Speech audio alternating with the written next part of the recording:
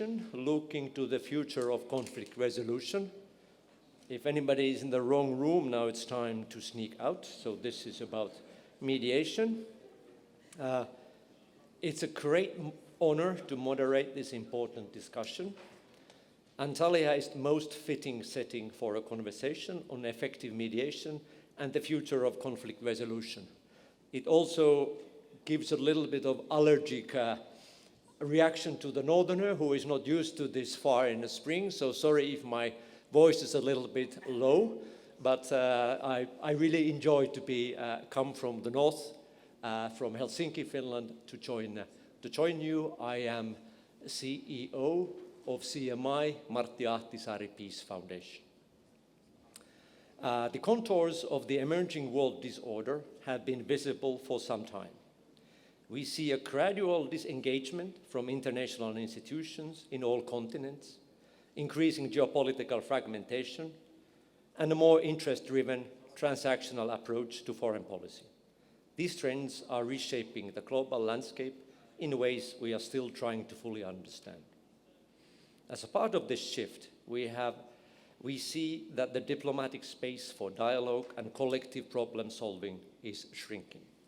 Multilateralism, once the cornerstone of conflict resolution efforts, is under pressure. Peace processes are increasingly piecemeal and informal, often lacking the kind of comprehensive Security Council mandates that used to anchor them. At the same time, we must recognize that while some actors are losing influence, others, particularly outside Europe, are stepping into more prominent roles. Our goal today is to open space for a forward-looking dialogue one that reflects on practical experiences, institutional change, and the future architecture of peacemaking. I would like to briefly introduce my stellar panelists on the podium.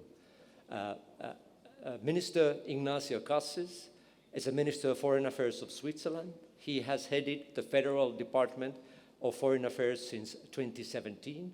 In 2022, he was President of the Swiss Confederation. Benvenuto.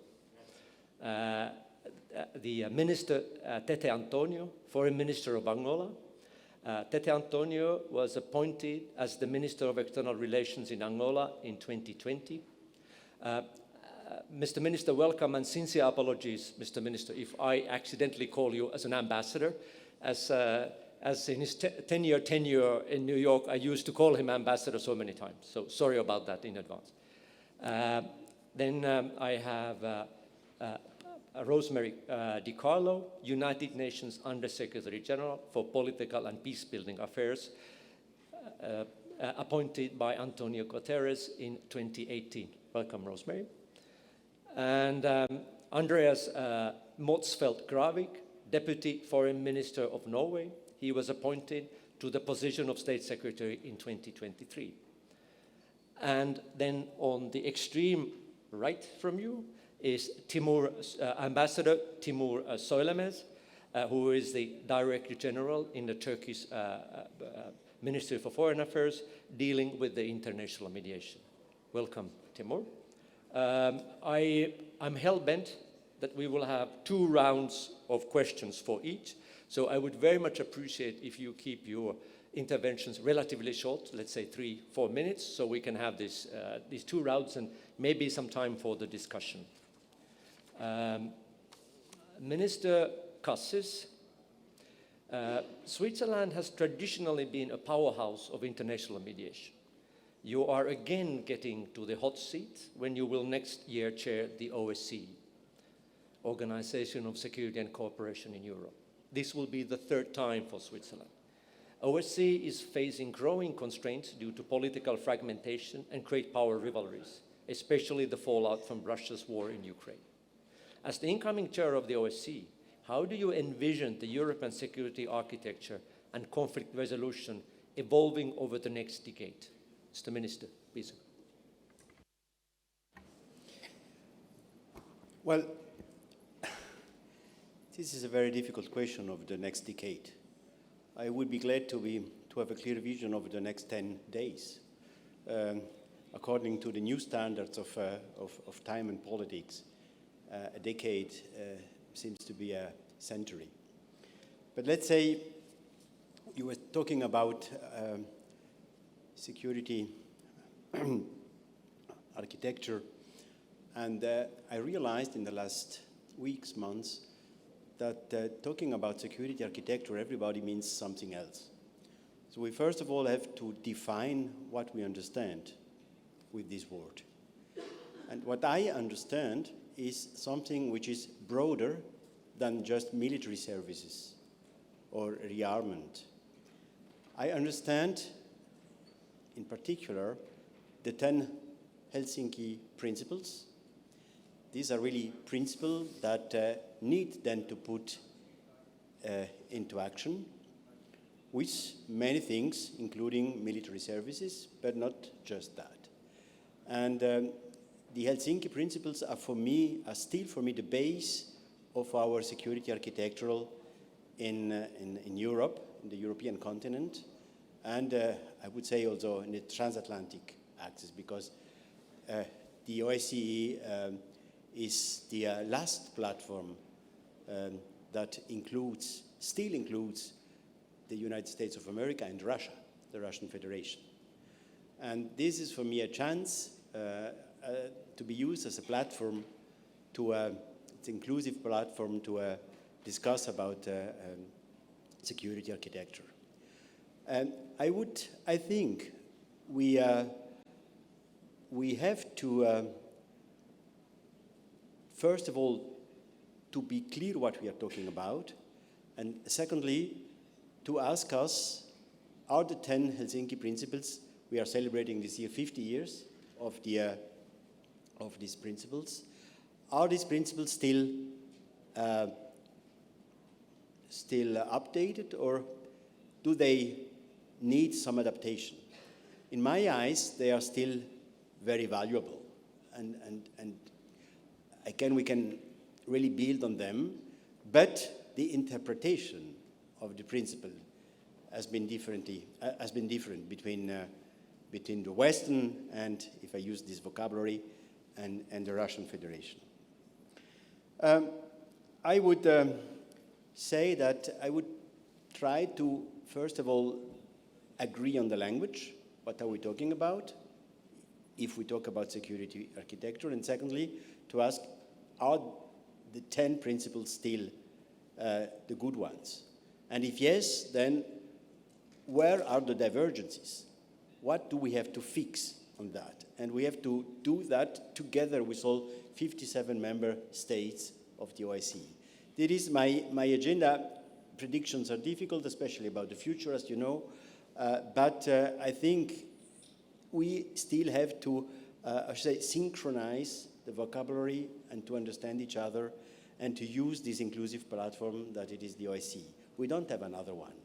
This is a little bit, I should say, somewhat paralyzed today, but it is the only one we have, and we have to use it. This is the reason why Switzerland was ready to take up the chair next year. Thank you, Mr. Minister.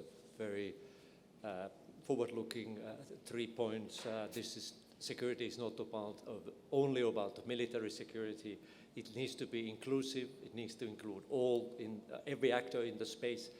And also, it has to be principle-based. It cannot be power-based. So I think these principles sound very real and a potential to build on a European security, or rebuild it maybe in these circumstances. Exactly. Maybe just to add, the OSCE is a kind of a toolbox to implement the principles. But the principles are broader.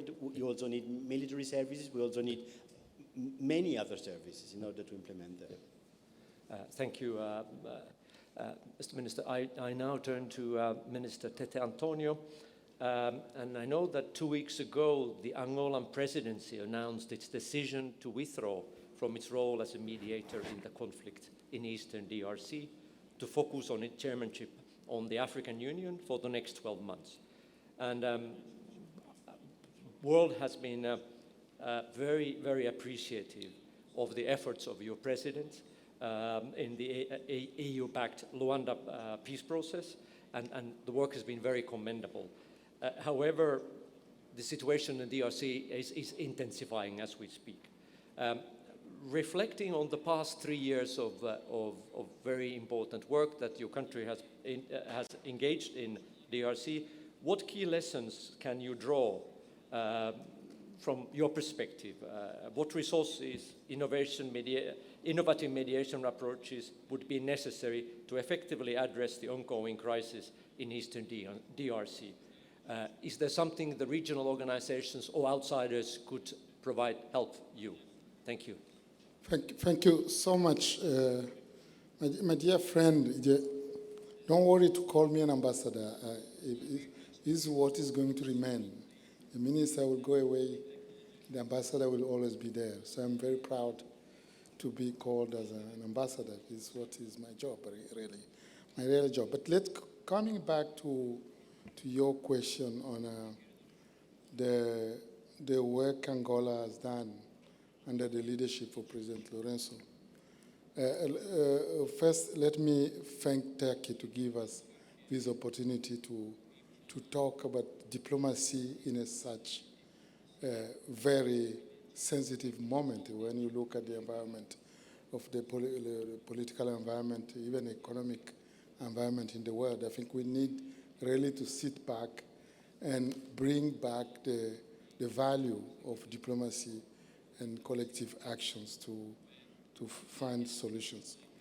Coming back to your question, I think I should first say something very quickly about my own country, starting with a proverb, an African proverb, which says, it's only someone who has had a wound on the tongue knows the taste of the blood. If you bite yourself, don't you really know what is the taste of the blood?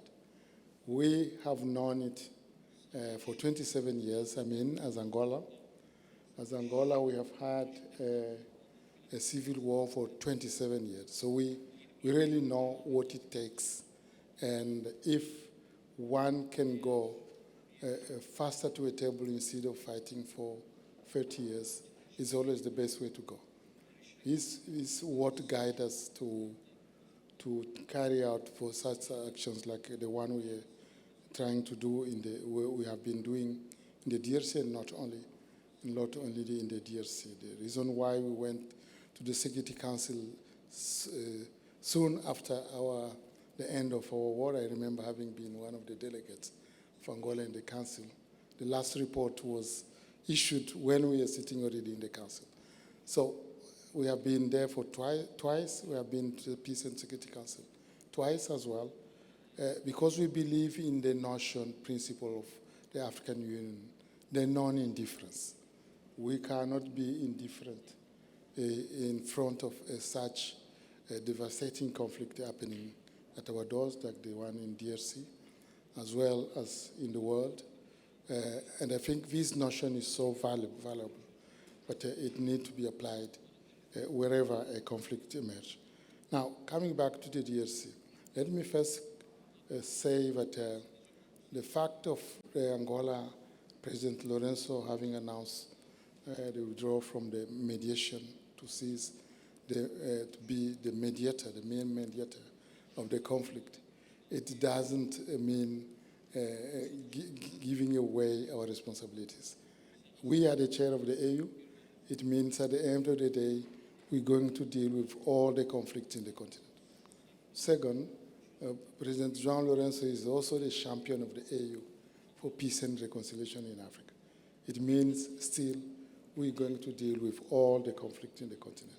So our contribution is going to continue towards the search of solution for the conflict in the continent. Now, coming to the DRC, 3 years, you just said, the conflict continues, and which lesson we took. We can take from what is happening in the DRC. First, let's say during the 3 years of efforts of the Angola, after we have mediated the conflict between Rwanda and Uganda. You remember Gatuna border, it was Angola involved as well as the Central African Republic. Here in the DRC, There were three main issues, which is just if you come back to your question, describing the situation as being aggravated for the last month. Three main issues were identified. First one, the claim of Rwanda to have the FDLR. The FDLR is a force of Rwandese, let's call Hutu Rwandese at the time. They fled to the DRC and formed a force which is considered by Rwanda as a threat to its integrity, territorial integrity. While the DRC has been demanding the withdrawal of the Rwandese troops and the cease of the support to the M23. So in resume, we thought we have to structure the issue to have, because we had summits and we had conclusions in the summit, decision in the summit, but we thought a draft agreement will structure the three main issues, and then we tackle them one by one. We tackled the FDLR issue. Second issue, the withdrawal of the force of Rwanda from the DRC territory. And we, the parties, agreed to an harmonized plan for the withdrawal of the Rwandese forces, as well as the neutralization of the FDLR. Those are the two main issues. The blocking issue was the M23, which we know, all of us, whereas DRC accused Rwanda of supporting the M23, and Rwanda demanding direct conversations between the DRC and the M23. This is the only issue which was remaining by 15 December of last year when we had to hold the summit. So it means 90% of the agreement was negotiated and agreed upon. But the last issue, the direct talks, President Lorenzo only 3 months ago, I think, or 2, managed to convince one of the parties to agree on the talks, direct talk with the M23. So the main issue advanced thanks to the mediation of Angola, the three main issues. If you go to the history of the conflict, you will understand that. We had to deal with M23, although the mandate given by the AU to President Lorenzo was to normalize the relationship between Rwanda and the DRC. But being an issue which is poisoning the atmosphere between the two countries, we had to deal with it. Although it is an issue for the Nairobi process. I think you followed my colleague from Kenya this morning, whereas Nairobi process and Luanda process were collaborating, because Nairobi process was supposed to deal with the groups, the armed group. Now, which lessons quickly? Which may be, when I remember my lessons, teachings of the Carter Center in the 80s in Addis Ababa, training for mediation, and you go back to Columbia or Cairo, there is no aspirin for all the diseases of mediation. There is none. Every case has its specificities. The nature can be different. The interest can vary, and it's the case of the DRC. You just look at the DRC, I think it must be one of the conflicts where you find so many special envoys. It means it is really a country at stake in the international politics, and we have to be aware of it. It means there are sound interests for everyone to have this country stabilized. You may remember Frantz Fanon used to describe the DRC, Africa as a kind of pistolet, whose the gunfire is in the DRC. So once you fire DRC, it means Africa also will suffer. And stabilizing DRC is the same result. So is one of the lessons. There is no aspirin. So you have to look at the realities on the ground. In the African context, you also need to look at this, the institutions behind even the negotiation. It means a country with solid institutions will be more capable maybe to advance or also to contribute than, well, as a country whose delegates come at the table of negotiation and meet at spot and they don't have a common strategy. It's very important to have a solid institution. The support of the international community to the mediation is very important, is key.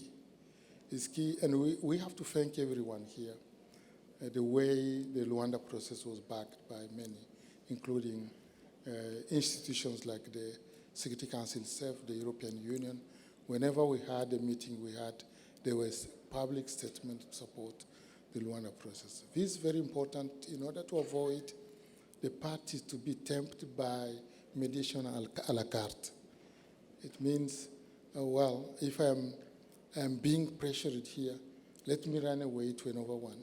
It may work for me and buy time. So it's very important. Neutrality of the mediator is very important as well. In the case of the DRC, this country is endowed of a lot of natural resources. It has really been a very important factor when you want to solve this problem. Because you may find interest in trying to find a solution for the conflict, but behind the interest you have economic interest. So the lack of neutrality in terms of interest for the country is very, very important key as well. And in the case of DRC, we started, in the case of Angola, you had only the blood diamonds and Sierra Leone. In the case of DRC, you have a diversification of this factor, whereas you have a lot of different natural resources, which are very important for international industry even. So it will be more complex, and you may find interest for research of solutions which are detected by economic interests, and this definitely has been a very negative factor for the DRC. Now, well, I think one of my lessons, I heard the importance of the new technologies. It's very important. It has been facilitating communication, but it can also be a poisoning factor when you are negotiating. If what you agreed between parties goes to the internet the next day, it will poison or you have one of them even leaking. So definitely, apart from the fake news circulating on the mediation, it impacts negatively. So we need also to have a control on. I can go on and on. I think in the African context, what the lesson we have come to is to see how we can look at our peace and security architecture. We decided in the last summit to have a panel to work on the peace and security architecture of the African Union. Because you may remember the Arab Spring at the time was the first questioning of what we have agreed upon at the Lomé Declaration and Algiers Declaration, as well as the Charter on Democracy and Election in Africa. And we had to adapt ourselves to the new circumstances. Today, we have other threats. We have terrorism. We have the conflict in the DRC, which is there. Certainly, all efforts underway currently in terms of having the question of M23 solved, which was the last question, as I mentioned, will be very determinant also to the future of the search of conflict in the DRC. Last is the respect for the territorial integrity of each of us. I think we need to continue to make sure that being a neighbor means to be a good neighbor. We can enjoy the resources of the DRC. We can enjoy whatever this country has by having cooperation between us. Just look at our borders. How many people cross the border from Angola to the DRC? How many cross from Rwanda to the DRC? How many cross from Uganda to the DRC? You may count 5,000 people crossing every day. So definitely cooperation is the way to go, and also building peaceful bridges for the good neighborhood, as well as for peaceful coexistence of the countries. I think I'll stop here before we come back to others. Sorry for taking so long, but I think I needed it to go a bit deeper. Can go deeper if need be, but I think this was important to underline. Thank you. Thank you, Minister. Thank you for analysis and also the principle of non-indifference, which I thought we all should subscribe to. But Undersecretary General Di Carlo, the United Nations Security Council has not been able to act decisively in recent years due to major political disagreements. In addition, the UN is currently facing unprecedented financial challenges due to unexpected significant funding cuts and delayed payments from member states. How do you see the future role of the UN in conflict resolution, particularly in light of ongoing financial constraints and geopolitical divides? What is the future role of special political missions, special envoys, and so forth? Please, it's easy one. Go ahead.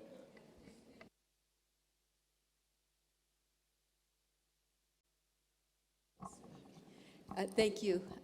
It's not the most pleasant topic to speak about, the lack of resources for what is a very, very important issue.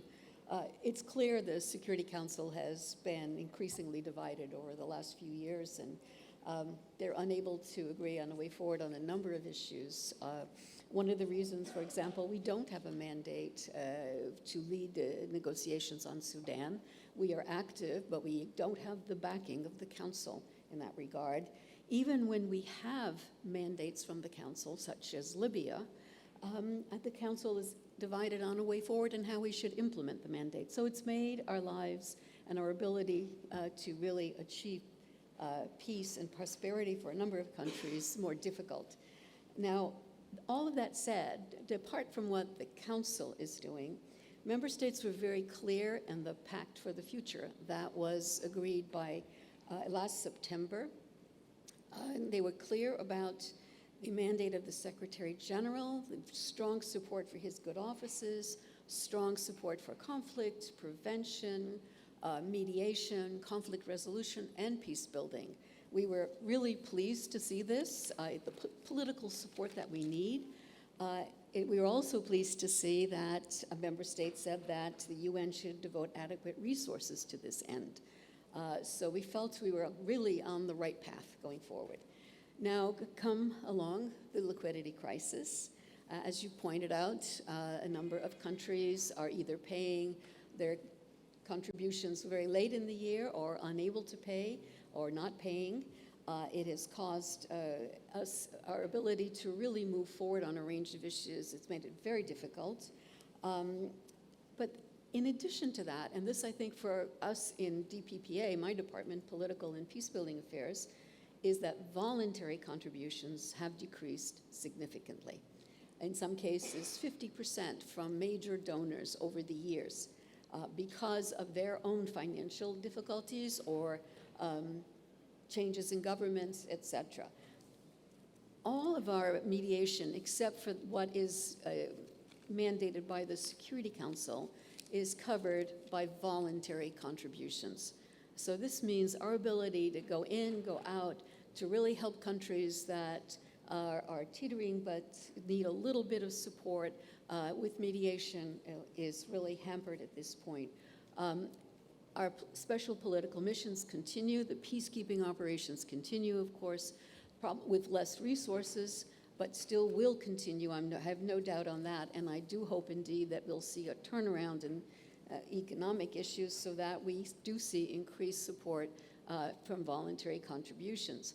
I want to do a shout out here for both Turkey and Finland, who are co-chairs of the Friends of Mediation in New York. They have been absolutely essential in, first of all, marshaling the support, the political support for our efforts, but also in encouraging states to contribute. Thank you, Rosemary. Next question goes for the State Secretary Andreas Motzfeldt-Kravik. Mediation and conflict resolution are key parts of Norwegian foreign policy. Norway facilitates dialogues between parties to conflicts and supports other actors' conflict resolution efforts. And in the spirit of full disclosure, I have to tell you that my organization, CMI, Martti Ahtisaari Peace Foundation, also receives funding from Norway. So thank you, but you don't get the easy questions because of that. As the power balance in the international politics shifts and new actors, especially those outside of the traditional Euro-Atlantic framework, become more active in the mediation, as we heard in the Angolan case. With your long-standing experience of mediation, I would be interested in Norway's experience and vision for cooperating with non-European actors in mediation efforts that you have engaged, and also any practical advices on that. Thank you. Thank you very much. That is a very complicated question, so we will cut your funding. No, I'm just. No, but thank you, Janne, for an excellent question, and thank you to Turkey for organizing this very timely and very important event. I think there's a short response to your question, which is excellent. We've had a number of excellent experiences with collaborating with non-Western states, but there's, of course, also a longer response to that. And I think, as you alluded to, mediation and reconciliation processes have been a central component of Norwegian foreign policy for a long time. And to a certain extent, that sets us apart from some other countries in Europe. Again, we have prioritized this area of our foreign policy for many, many years. It's been a continuous priority across governments. And I think we do this for multiple reasons. One is, of course, if we can contribute to peace and reconciliation, international stability through finding solutions between states, between non-state actors and states, that's, of course, something that we want to do. And number two, we do think it's important to engage states, to engage non-state actors in order to comprehend what's driving their decisions, what is motivating their behavior. So I think if you look at the current geopolitical backdrop, where you have more competition, more rivalry, less harmony between states, between regions, I think reconciliation efforts have become more important.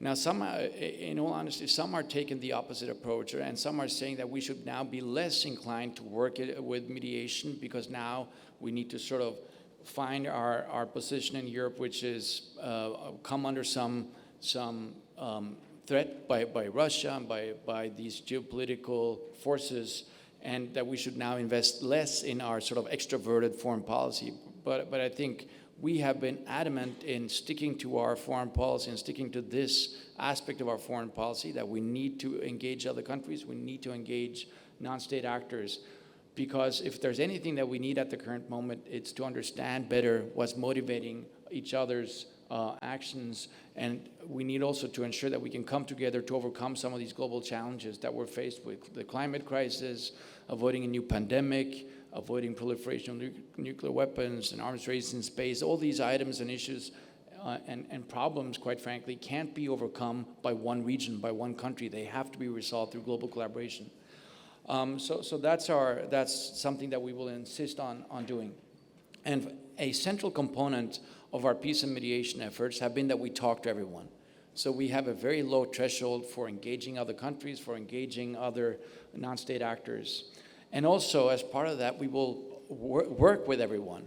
So we have many experiences, as you alluded to, with non-state actors, very effective, or non-Western actors, very effective non-Western actors in peace and reconciliation efforts. So I myself, I've been working with Qatar in the context of, say, Venezuela. We worked with Cuba in order to find peace and reconciliation in Colombia. Currently, we are working with Saudi Arabia and a whole host of other governments in order to try to implement a two-state solution. And I think this is reflective of a reality which I think is important to recognize. There needs to be a localized element in any sustainable peace agreement. If you look at the Oslo agreement, the Oslo Accords from the early 90s, that was predominantly negotiated, or Norway facilitated that agreement. But you're not going to have an Oslo II, which is primarily negotiated by a Western state. I just don't think that's a feasible outcome. So it needs to be anchored in the region, and that's exactly what we're seeing. We're seeing the region stepping up. In fact, I just came from a meeting now, a ministerial meeting organized by the OIC and the League of Arab States, and you see all these countries in the region really stepping up and trying to facilitate peace, trying to find a way forward. So for us, it's important to work with these states to try to see if we can come to a resolution, not on our own, by working with partners in the region. And that's what we're doing in the Middle East, that's what we're doing in Latin America, that's what we're doing in Africa. And I think there's a lot of interest now for this way of working, and our experiences suggest that these countries are extremely competent and know what they're doing. So we are very proud, and we think it's very effective for us to be partnering with countries from all regions who want to play a positive role in terms of finding reconciliation and peace between states and non-state actors. Thank you, and this is giving floor to Timur. I think it's the opportunity to thank you, and also I see the Vice Minister joining us. So to convey the profuse thanks of the panel to our hosts. So Timur, Turkey has a long experience in the mediation. Also, as we heard from Rosemary, leading role in a group of friends in UN and also OSCE and OIC in other places. So it would be interesting to hear your take, your views. What is really changing, and how does the future look like? What are the real challenges we are facing? Please. Well, Janne, thank you very much. I was there at the inception in 2010, when together with Finland we started drafting the resolution, the GA resolution, that would lead to the establishment of the group of friends.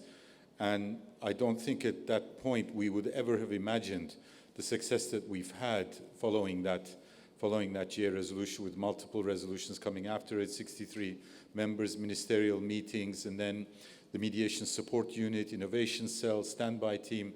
So much has been accomplished. And of course, we've gone on to replicate that at the OSCE and also at the Organization of Islamic Countries as well. So very happy to continue that work. I think the group of friends really is one of those, and there are many group of friends at the UN, but one of those that has really been a remarkable success story. From our experience at the group of friends, and also with regard to mediation over the years, I want to sort of breeze through several things which I think are really important. The first one, I think, is lack of high-level engagement at this point in time. We're not seeing our leaders talk about the major conflicts that we see are there, that are affecting all of us, but there does not seem to be the sufficient interest. Our leaders need to put skin in the game. They need to understand that the batting average is low, that success does not come easy in mediation, but patience is a virtue, and this is a noble exercise, and they stand to benefit as well. Of course, mediation issues, conflicts should not become campaign matters. They should not become domestic political issues, but we need to incentivize our leaders. We could not have delivered the Ankara Declaration between Somalia and Ethiopia if our president had not stayed in the room for 7.5 hours with the leaders, and if our foreign minister hadn't taken the time to meet with them on multiple occasions. Another observation would be that we need to, obviously process design is very important, but what we should be working towards are results. So, more haste, less speed maybe, but we need to first design the result and then design the process accordingly. Diplomats I would say NGOs and, dare I say, international organizations, of course, love a good crisis because it all makes us look good and important. But at the end of the day, we shouldn't prolong the processes. We should constantly be pushing for results. Having said those two things, of course, rightness is very important. When we're looking at conflicts, we need to test whether the time is right to intervene. Because sometimes the interventions, high-level meetings, etc., don't necessarily create the result that we're looking for. I like to think of it as sort of a Hippocratic oath. I mean, you need to do something if you can, but you must also do no harm. So we have to be very careful about the conflicts that we sort of jump into. Another observation, micro-solutions aren't bad. You know, pejoratively people say it's Band-Aid diplomacy. I say Band-Aids are a good thing. Band-Aids stop bleeding, and then you can focus on the other aspects. Micro-solutions create momentum, they build confidence, and they also actually resolve issues on the ground, especially when it comes to humanitarian topics. So I think in the absence of comprehensive solutions, and we know the reasons why we're having a hard time reaching comprehensive solutions right now, we should also focus on micro-solutions. Yes, there are new actors in mediation. I don't think we're one of them. This is sort of a historic mission for us. My department is brand new, but Turkey's role in mediation has been there for decades. But there will be more actors, and competition isn't necessarily a bad thing. Competition brings out the best in us. What we need to try to do is we need to try to harness that competition. We need to see where the comparative advantages are. We need to see how we can pool those resources. And sometimes, yes, conflict parties may try forum shopping, but we know that they're going to try that. And sometimes we may be able to use that to our advantage as well. Another topic is impartiality. I am one of those who believes that no country, I mean 193 members to the UN, maybe more out there as well, as we know, no country is neutral. No country, even if they have a policy of neutrality, it's really effectively very difficult to be neutral. But you can be impartial. You can be impartial within the process. And when we define what we do, I mean, take the case of Ukraine.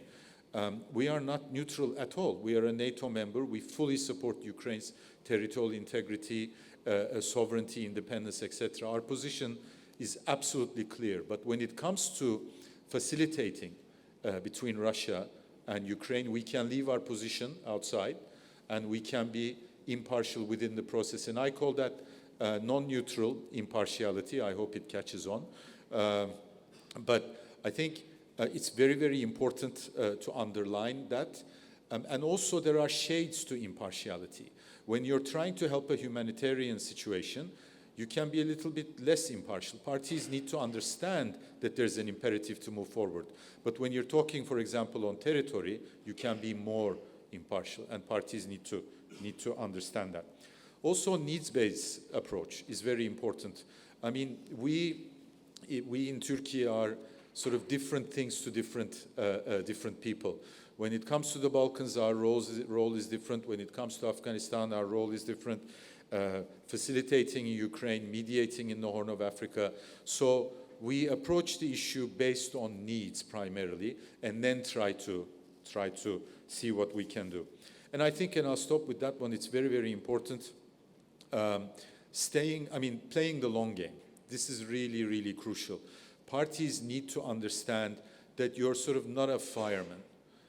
You're not just coming out to put out a fire. You're not a plumber fixing a particular problem, but you're the permanent superintendent. You're there in the building, and you will continue to be there. You have a deeper understanding of the problem, and you're putting, again, skin in the game. You are showing them that you're not there at the beginning or the middle, but you will be there throughout the implementation as well. So that helps build confidence and also inspires the courage in them to actually sign up to what you're doing. So let me stop there. Thank you. Thanks, Timur. This concluded the first round, and as I said, I'm pushing for the second round, so I hope I have relatively snappy reactions on the second round of questions. So, Minister Kassis, Switzerland is known as a home base of UN human rights institutions, and from its unwavering support to international law, and generally quite principled international posture. How do you see this position influencing Swiss mediation? Do you see the future mediation moving away from established norms? No, I don't think so. And I think that mediation is, in particular, something we've heard already many things, many technicalities that are very important, and I very much agree with our Turkish colleague. But I want to bring back the mediation question to the basics, and basics as human being. Maybe I'm a little bit, how should I say, influenced by my medical education that I have as a base. But mediation is about trust. And building trust, building confidence between the two conflicting parties towards the mediator is the principal thing you have to reach. And of course, you can use many techniques. You have to be impartial. You have to base your trust on an inclusive process, on mutual respect, and maybe as a third thing, to act accordingly and in the fulfillment of the international law and the human rights law. I mean, you can't be an honest broker, a mediator, and do not commit to the common rules you have done yourselves and the conflicting part. And so you have to act accordingly to that. So I don't think the question. Of course, we will have some changes in international law and human rights law, but it has nothing to do with an honest broker and with mediation. Once the rules have been given, then you have to act according to them, and you have to build confidence really between you and the conflicting parties, in order that they believe that you're impartial and that you're ready to do honestly your work. I guess this is the reason why Switzerland was so much successful in the last decades, and actually this is given due to our territory, because we have 4 national languages and different cultures, and we are continuously used to mediate within the country in order to understand the French-speaking community and German one, and thus we are from the very early age as a kid, you already have to mediate. And if I'm sure you know the mediation as a parent. You have to be honest, you have to be impartial, you have to reach a target that your kids believe that you are acting according to the rules and that you're impartial. And then, of course, there are quite a lot of technicalities about that. But I'm convinced that the basics of mediation it's a mediation among human beings. And human beings are the same today like 1 million years ago. Thank you, Minister Tete Antonio. And I'm picking your brains on Angolan experience on this, that the proxy dynamics are one of the main challenges in current conflicts. If you look at Sudan or Yemen, Angola has a unique perspective on this issue. I would be interested on what lessons you could draw from your history in addressing the proxy issues and how to deal that within the negotiations.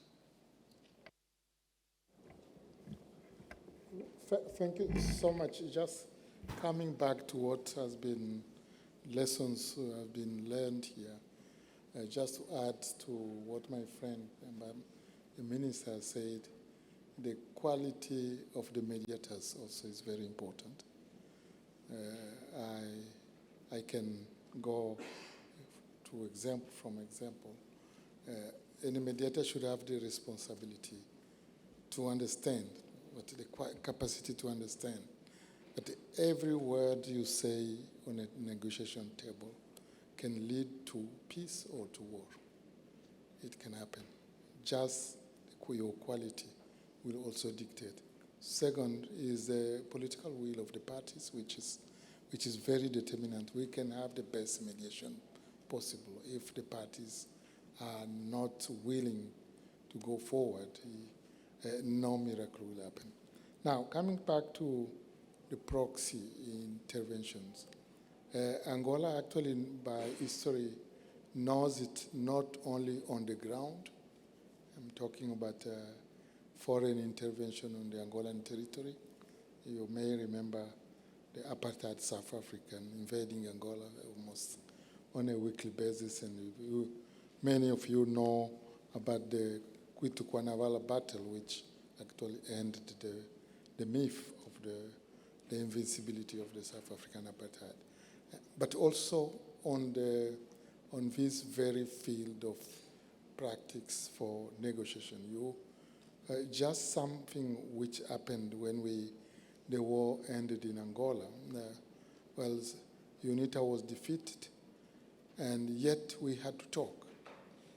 And we refused at the time to have anyone to come between the Angolans. We had to talk among ourselves and find a solution. This is what we are trying to also to tell all our brothers and sisters.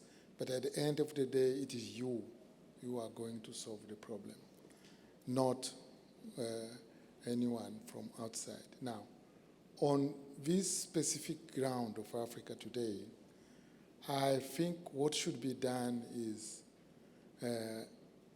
to support, to have the word partnership replacing the proxy interventions. Because we, as Angola, we have refused to travel to different capitals where we were called to as mediators to go and meet the parties in capital A, in Europe, or in Asia, capital B. We always thought any support should come to us in Africa. We should not go out of Africa and get the support there, go and negotiate there, sitting there as a mediator, while the issue is happening there on the ground where we feel it on a daily basis. So we definitely appreciate any support we can get for the effort we are doing in the continent. But trying to divert something which is being done by, you take the case of the DRC, you have the economic East African community, you have SADC who have come together, you had the Luanda process, the Nairobi process, almost reaching many results which are today recognized. I think we need to reinforce that one by using partnership and not proxy intervention. This is our credo, and we fully believe in this. We appreciate cooperation, we appreciate partnership, but let's reinforce what is being done on the ground. Because you will never take the territory of the DRC out of the African continent. We will never take the territory of Angola out of the African context. Let's reinforce the context on the ground, then maybe we'll find better solutions than trying to create a situation of mediation a la carte, which I described earlier. Whereas the parties will choose, oh, well, if I go to capital A, I think there I'm better. Here I'm being pressured, let me go to B. And then we'll be going on and on without finding solutions. I think we rather appreciate the strengthening of the capacities on the continent, and including in this field of mediation, rather than replacing us. Thank you. Thank you. Rosemary, the UN's cooperation with other actors is becoming pronounced. Particularly the African Union is becoming more essential partner in the present context, and Sudan is a case in point. How do you assess the future of this kind of partnerships, and especially in the light of the Security Council Resolution 2320, and how do you see that partnership developing? Thank you. Yeah. Well, thank you again. No, our relationship with the African Union and with other regional organizations and sub-regional organizations has really intensified. We have found that our partnership has been incredibly useful, particularly, as I said, with the African Union. Look, we work with them on a range of issues, but particularly on conflict prevention and conflict resolution. The UN does not have to be always in the lead. We have learned this very well. There are others who can do the job, in many cases, better than we, knowing the region, knowing the sensitivities, having different relationships. I'll give you just a couple of examples. We worked very closely with Turkey on the Black Sea Grain Initiative. And we supported Angola's efforts, Angola's mediation for various issues on the African continent. We feel this is an absolutely important role for us. We know very well that we can't do it all, that cooperation with other actors is really important. Where I think we have to be careful is when there are a multitude of initiatives, and you referred to forum shopping, etc. I'll give just one example of Sudan. We're all trying to work on Sudan, but the coordination hasn't really gelled yet. It's something that I think we have to be careful of going forward. I would say that we have certain principles that we apply for any kind of mediation effort, whether we're leading or someone else is leading. And one of them is inclusion, and particularly inclusion of women.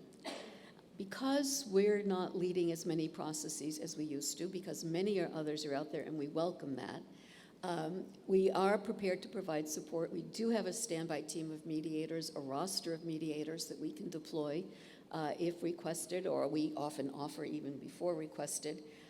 But we do need to see some of these principles in place, including inclusion of women in peace processes.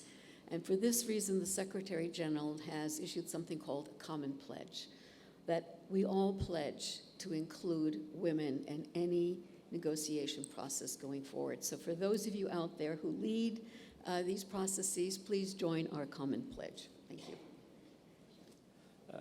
Thank you, and I'm reading my question to Andreas, to you, and I'm getting cold sweat, so I might be the rest of our funding going, but I'll do it anyway. So EU and NATO countries are ramping up their defense spending very rapidly.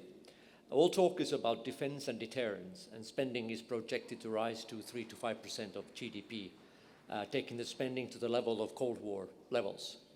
How do you see mediation in this context? Is there a threat that Nordic countries, we, nice and happy people, suddenly seem to base their security only on weapons?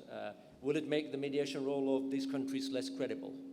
And sorry, I hope we can still talk after. We're still the best of friends. Oops. There it is. No, thank you. That's an excellent question, and I think you're right. There's a new situation now in Europe. I think we all recognize that, with Russia now being an aggressor state, Russia having invaded another European country, and for the purposes of annexing that country's territory. That's something that, of course, triggers a response. It has to trigger a response by European nations. So I think there's a collective understanding now in Europe that we have to appropriate more resources to our militaries, and that's certainly something that we are in the process of doing. So we're now at 2% of our GDP, and we'll be increasing up to 3% in the foreseeable future. So that's something that I think is a responsibility we have. But what's important for me to emphasize is that can't be the only response. If you look at our other components of Norwegian foreign policy throughout the years, I think you can divide them into 3 categories. One is respect for multilateralism, or enhancing multilateralism. That needs to continue. I just came from a meeting in Mexico where we discussed our joint commitment to reforming the UN. I know that's also something that Angola and Switzerland and other countries, Turkey, are also committed to. because we have to overcome these challenges, and they can only be overcome through collaboration. So we have to have, so our commitment to the UN is certainly something that we think should continue. Secondly, our respect for international law is also a very important response. That's why for us it's been vital to apply international law without double standards. So we have said we respect international law, and on that basis we condemn what Russia has done against Ukraine, but we also condemn when we see transgressions committed by, say, Israel against the Palestinians, Rwanda against Congo, and so forth. That's also an important part of our response. And then thirdly, peace and reconciliation, mediation, extremely important. And multilateralism, international law, peace and reconciliation. What's important, I think, for us to understand, and this is something that we will try to remind ourselves of now going forward, because I think it's such an important point, is that we're not doing this because we're so altruistic. We're doing this because this is a vital aspect of our policies to ensure our security, to secure our sovereignty. So it can't only be about military spending. It can't only be about military alliances. It needs also to be about peace and reconciliation efforts as one of those three components. And if you look at this strategy and you compare it to a purely military strategy, it's also important, I think, to be cognizant of the fact that it's a very cheap strategy. We've calculated that we have a peace and reconciliation unit in our Ministry of Foreign Affairs, and very often we'll get questions from journalists asking, so how much money are you spending on flying your diplomats around the world, etc. And if you compare that whole entity, sending people across the globe, organizing meetings, that equals 2.5 meters of submarine. So there's nothing almost that we can be pretty effective, but we're spending almost nothing in comparison to what we're spending on our military. So we have to be insistent on this being a vital part of our response now to this new geopolitical backdrop. So I think a military response, yes, but peace and mediation also extremely important, and we will continue to have that as a central part of our foreign policy. Thank you so much. And final word, I think it goes for the Timur is a part of the kind of organizing team in Turkey, so I think it is very appropriate that you would get. I know, Timur, you have been personally very involved in the Horn of Africa mediation work lately. I would like to refer to the minister's comments of outside influence and outsiders shaping the conflicts. If you dare to comment something about the outside influence in, especially in the Horn of Africa, so would much appreciate that. Thank you. Thank you. So the first round was the softball, and now comes the real pitch. No, I mean, look, when we're looking at conflicts right now, I mean, I think there are three prominent trends. One, sadly, is proliferation. Second is fragmentation. And the third is the internationalization of conflicts. In the Cold War, when you had a conflict, you had two sort of outside parties. You knew it was one or the other that you needed to align with. But now, when we're looking at the conflicts, and this is very true, of course, of those in the Horn of Africa, you have many actors, many layers, actually, of actors. And I think this is, again, a fact of reality. It's something that we have to take into consideration, and it's something that we have to work with. And this is what we're trying to do. In the case of the Ankara process with Somalia and Ethiopia, I think we were successful in part because we were able to get different, let's say, influential actors on side. So going to Ankara, when the two leaders came to Ankara on the 11th of December, people had already whispered that this was the right time, that this escalation was not helping anybody, that there were other issues. And so I think we were able to have these conversations prior to Ankara to sort of get all the actors more or less on side. In the case of Sudan, it's a work in progress. I think these are conversations that need to be had. Because of the proliferation of conflicts, when these conversations are being had, there are obviously other agenda items. And so you sort of need to juggle all of the balls, keep them all in the air at the same time, and try to move all of them in the right direction, because you're not only talking about one conflict, but you're talking about others, and there may be other interests involved. So it sort of becomes a 3D chess exercise, but it's conversations that need to happen until people understand that if you can meet at the common denominators, if you can develop the common denominators, then you can start moving forward. But without getting the outside actors on side, it's very, very difficult to convince conflict parties to stop fighting. So I guess in the case of Sudan, for example, we keep probing, we keep having the conversations, just like we know other interested parties are doing the same. And if we can align some of the positions, not all maybe, but some of the positions, then I think we can start talking about a process and maybe a real initiative, which would have to be a collaborative one, since there are a lot of interested actors.